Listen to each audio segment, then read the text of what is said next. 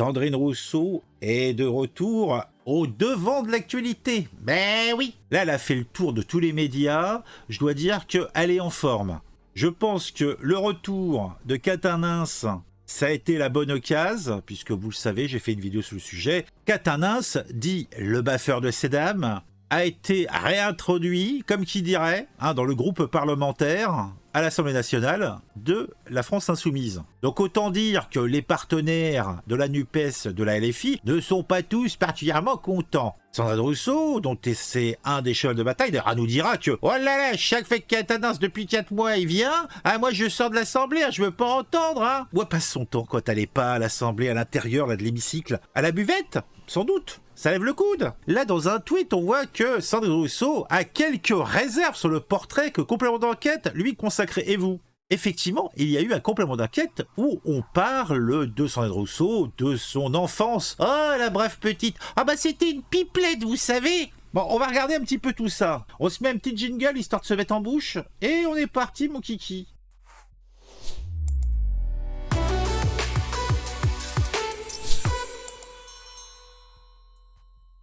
Alors, on a déjà, c'est quoi le but de ce reportage sérieux? Vous n'avez pas autre chose à faire? Les mecs du service public, votre misogynie ressort au grand jour dès qu'il s'agit de faire un sujet sur Sandrine Rousseau. Et je ne sais pas si c'est de la misogynie, mais il faut avouer qu'il y a toujours des choses à dire sur Sandrine Rousseau. D'ailleurs, je vous invite à aller voir mon C'est qui celui-là consacré à Sandrine Rousseau. Il y a quelques morceaux choisis qui feront plaisir. Je vous dis ça, je vous dis rien. Alors, Sandrine Rousseau assure qu'elle était sage à l'école. Nous avons retrouvé son institutrice du CE1. Elle n'est pas d'accord et la qualifie de pipelette. Comme c'est intéressant. Ah, c'est passionnant. On est bien content de le savoir. Mais d'ailleurs, pipelette, elle l'est toujours. Alors, on en a un an à François Morel. En bref, le plus heureux sont sans doute ces derniers étudiants à Lille qui auront dû la supporter moins de temps que prévu initialement. Ah bon, il y a un article de 20 minutes. À l'université de Lille, les absences de Sandrine Rousseau déplaisent. Un syndicat étudiant reproche à la candidate écologiste d'être trop souvent absente de son poste à l'université. Ça me paraît un petit peu logique. La dame, elle est députée, elle est membre d'un parti politique, elle a des occupations, elle doit aller sur BFM, elle doit aller sur Quotidien, donc sur RMC, elle doit aller aussi sur France 2, sur TF1, sur France 3, à la radio, Europe 1, RTL, j'en passe. Et voilà quoi, elle est très très occupée, donc elle n'a pas le temps de s'occuper de l'université de Lille. Après, est-ce qu'elle n'aurait pas dû prendre un congé? Mais prendre un congé, c'est avoir quelqu'un qui prendrait sa place. Prendre sa place, ça veut dire que peut-être on se rendrait compte qu'il y a de meilleures façons que l'absence pour gérer un endroit où on cultive notre population. Je ne sais pas, je ne sais plus. Alors, on a un autre truc. Sandrine Rousseau, enfin démasquée dans Complément d'enquête. Pas relisant tout ça. Carbonisé. Alors, vouloir dissocier la femme politique de son œuvre politique, c'est tellement patriarcal. Oh. Alors là, mais l'argumentaire. On te parle, tiens, Madame Machin était une pipelette. Bon, on s'en fout. Ah, mais c'est patriarcal, une femme politique. Ce qui serait bien, c'est d'avoir des arguments un petit peu plus pertinents. On a complément d'enquête, donc qui nous... Adrien Quatennens devrait-il être exclu de la France insoumise? Sandrine Rousseau déclare plutôt « Je voudrais qu'il démissionne de son mandat de député ». Bah oui, ça arrangerait bien tout le monde, mais ni lui, ni la LFI sont d'accord avec ça. D'ailleurs, comme je l'ai dit, j'ai fait, je crois, une vidéo il n'y a pas très longtemps où je vous parlais des 15 députés qui avaient voté contre son retour au sein du groupe parlementaire de la LFI à l'Assemblée nationale sur 74. À cela, il faut rajouter 2 abstentions, ceci dit, c'est important. Il y a quand même, on va dire, une vague de fond chez la LFI pour passer l'éponge et oublier tous ces petits tracas. Oui, Quatennens, on peut continuer à l'appeler le baffeur de Sédam, mais il reste cependant une valeur sûre de ce mouvement politique tellement ouvert à la diversité et à la protection des droits des femmes. Il y a peut-être un truc antinomique dans ce que je raconte, mais je sais pas quoi. Bon ben, vous m'expliquerez. Hein. La France dans la mouise. Ah, ça m'a l'air rigolo ça. Mise en cause par Tristan Valesque, Sandrine Rousseau sera demain sur BFM pour débriefer dans Complément d'enquête, puis sur LCI pour débriefer son passage à BFM, puis sur CNews pour débriefer son passage sur LCI. Puis sur Teva Tricot pour débriefer son passage sur CNews et ainsi de suite. Bon, c'est un article rigolard, mais ça représente un petit peu ma vision des choses aussi. Ce soir, Complément d'enquête publie la vraie fausse attestation de domicile de Sandrine Rousseau dans le 13e arrondissement de Paris pour pouvoir y voter à la présidentielle sans y habiter et préparer ainsi son parachutage aux législatives. Alors, effectivement, c'est pas Jojo. C'est inscrit sur la liste électorale sans être physiquement encore installé dans le 13e. De cela a débouché pas mal de choses. Alors, est-ce que c'est quelque chose de grave? Je sais pas, je connais pas les lois. Pour moi, comme ça, a priori plutôt, je dirais que c'est assez anecdotique. Bon, ça montre que Sandrine Rousseau n'est pas non plus une oie blanche et que quand cela l'arrange, elle a quelques facilités avec la légalité et la vérité. Puisque dans l'absolu, elle ne vivait pas dans le 13e et elle a demandé à une amie de l'héberger virtuellement, alors que physiquement, elle vivait encore sa meilleure vie à un autre endroit, à Lille peut-être. C'est vrai que c'est quand même compliqué. T'es à l'université, donc t'es censé diriger l'université de Lille et t'habites dans le 13e. Compliqué. Ou alors, comme c'est une nantie, une bourgeoise, elle a moult appartements où elle peut passer quelques instants de plaisir, quelques instants à Seine-Saint-Denis, au plus proche de son électeur, un petit peu dans le 13e, pour voter, puisque le cadre est sympathique. Et aussi dans la région lilloise, et peut-être un petit pied-à-terre à New York, on ne sait jamais, pour aller faire les courses. Soyons fous. Miko Gadji, Sandrine Rousseau est une menteuse manipulatrice. Ce soir, Complément d'enquête publie la vraie fausse attestation de domicile de Sandrine Rousseau dans le 13e arrondissement de Paris pour pouvoir y voter à la présidentielle sans habiter et préparer ainsi son parachutage aux législatives.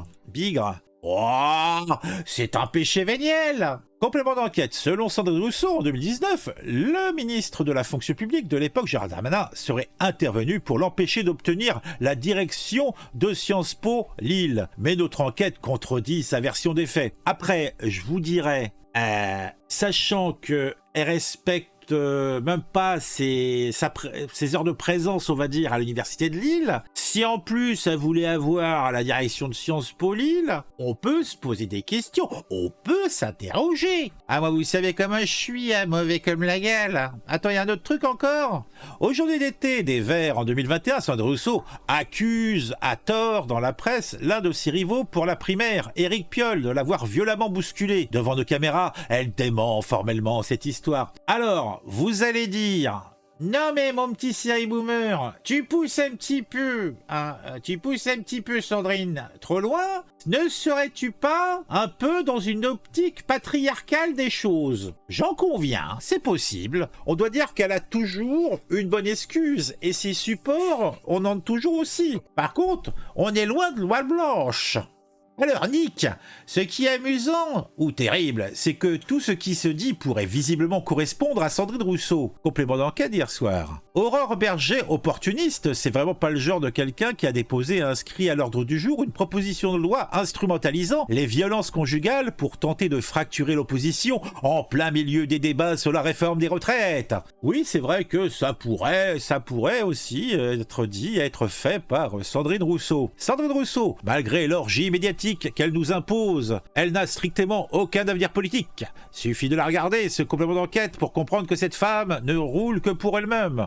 Oh bah, je pense que ça, c'est quelque chose qui est assez commun aux personnes qui font de la politique. En tout cas, je crois. Je m'égare peut-être, mais c'est quand même un sentiment qui me semble plutôt commun. Joue là comme Sandrine Rousseau. Pour ne plus être confronté à mes incohérences et positions ambivalentes, je n'accepterai plus de répondre aux journalistes n'ayant n'ayant pas accepté que je définisse les questions et les réponses dans mes interviews. C'est vrai que c'est beaucoup plus simple quand on fait comme ça. Avis aux amis journalistes, je n'accepterai plus de répondre à aucun portrait ou interview qui n'aborde pas la stratégie politique que je mène et le fond du combat que je porte. Ah bah oui, là c'est une chancre de la démocratie qui nous montre par cette petite phrase qu'on fait.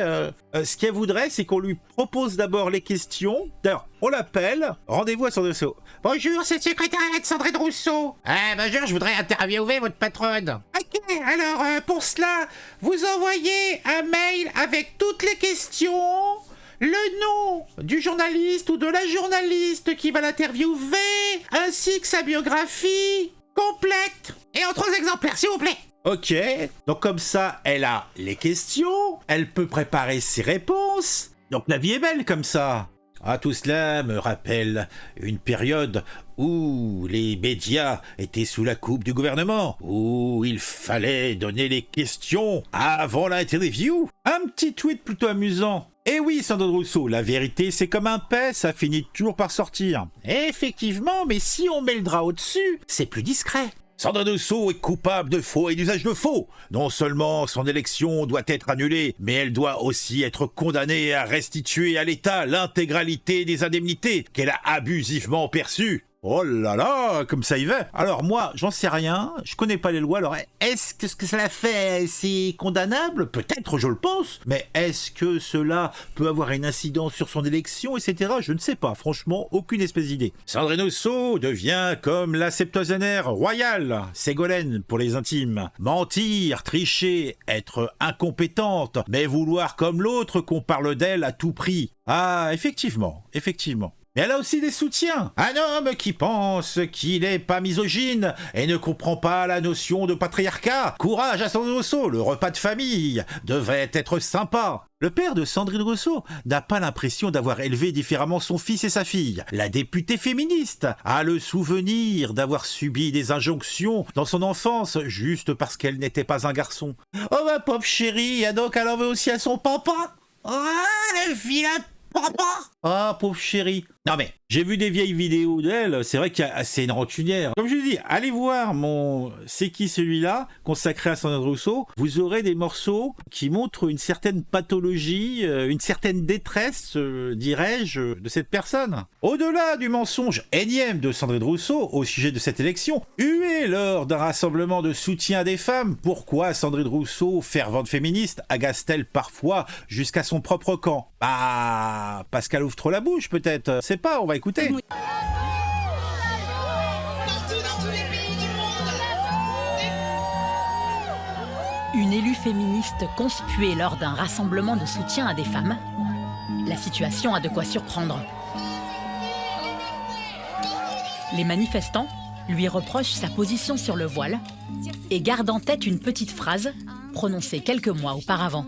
Et en l'occurrence, il y a plein de motivations pour porter un voile. Et il y en a qui portent des voiles qui sont juste un embellissement, en fait. Et ça... Vous faites partie de ceux qui avaient sifflé et hué Sandrine Rousseau. Absolument, totalement, oui. Il me semblait que c'était un petit peu la moindre des choses, parce que cela faisait déjà quelque temps qu'elle s'est illustrée par des déclarations assez étranges qui nous faisaient nous dire tout de suite, mais... Bon Dieu, qu'est-ce qu'elle fait là, en fait? Ça fait longtemps qu'elle est sur cette ligne-là. C'est le discours du féminisme intersectionnel qui voudrait que le voilement soit un choix et une liberté.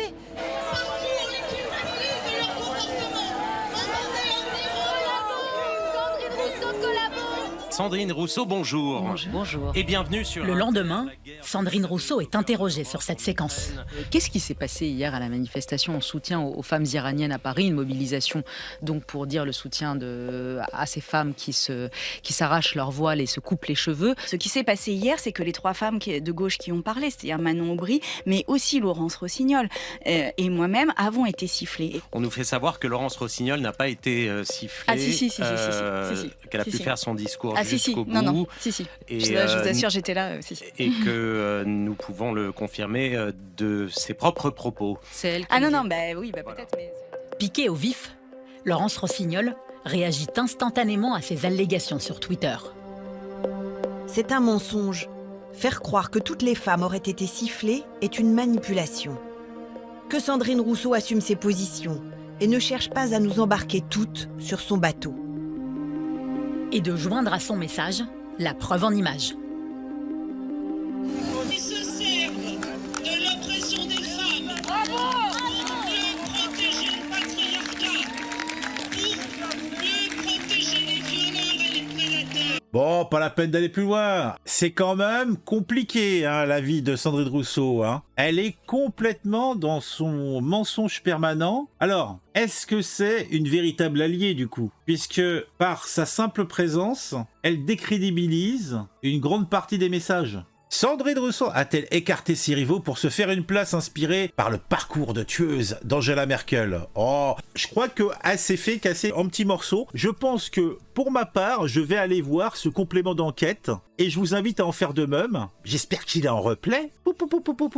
Bon, moi je vais arrêter là parce que bon, je pense que vous avez compris l'idée. Moi, ça me suffit pour aujourd'hui. Allez, on se quitte, on se retrouve bientôt pour une nouvelle vidéo sur un sujet qui m'aura intéressé et qui, je l'espère, vous intéressera aussi. Vous pouvez vous abonner à la chaîne. N'oubliez pas de mettre un j'aime et un commentaire concernant Sandrine Rousseau. Sandrine! Ah, le rêve!